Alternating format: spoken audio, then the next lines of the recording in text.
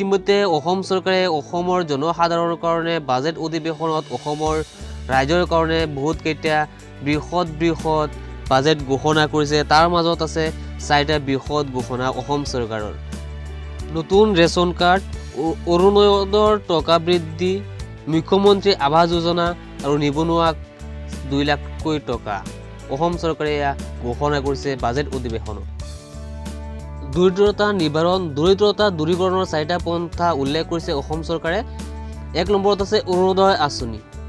মাহিলী ধনৰাশি 150 টকা বৃদ্ধি কৰিছে অসম চৰকাৰে। অহা মাহৰ পৰা 1400 টকাকৈ দিব অসম চৰকাৰে। আবণ্টন কৰিছে 3420 কোটি টকা। 2 নম্বৰত আছে মুখ্যমন্ত্ৰী আয়ুষ্মান অসম যোজনা। দেশৰ আটাইতকৈ ডাঙৰ স্বাস্থ্য বীমা আঁচনি। 27 লাখ পৰিয়ালৰ বাবে 5 লাখ টকালৈকে নগদবিহীন চিকিৎসা অসম চৰকাৰৰ ফালৰ পৰা। ৰেচন কাৰ্ড থকা পৰিয়ালে 100% সাঙুৰি লোৱাৰ লক্ষ্য অসম চৰকাৰৰ।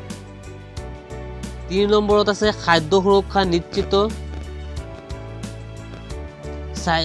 ৰাষ্ট্ৰীয় খাদ্য সুৰক্ষা আঁচনিৰ অধীনত 40 লাখ নতুন হিতাধিকাৰীক সামৰি লোৱাৰ লক্ষ্য অসম চৰকাৰৰ।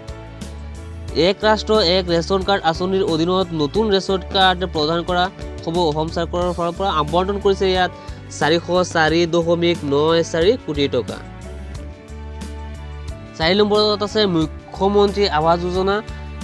আমি যেনেকৈ প্ৰধানমন্ত্ৰী আৱাস যোজনা পাই আছোঁ, এতিয়াৰ পৰা মুখ্যমন্ত্ৰী আৱাস যোজনা দিয়া হ'ব। অসম প্ৰধানমন্ত্ৰী আৱাস যোজনাৰ সম পৰিমাণৰ আৰ্থিক সাহায্য প্ৰদান কৰা হ'ব। 1 লাখ পৰিয়ালক সাঙুৰি লোৱাৰ লক্ষ্য। আবণ্টন কৰিছে 800 কোটি টকা।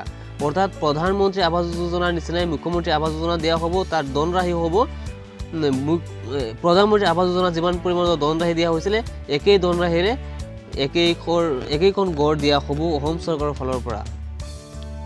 এই ভিডিঅ'টোত যদি আপুনি কোনোবাই প্ৰথমবাৰৰ বাবে আহিছে, তেনেহ'লে আমাৰ এই চেনেলটো ছাবস্ক্ৰাইব কৰি ৰাখিব।